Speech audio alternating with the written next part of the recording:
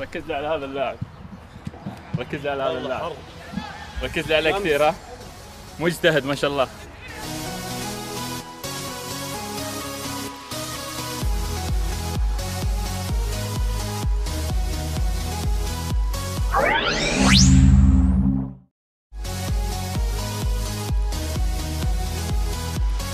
بسم الله الرحمن الرحيم.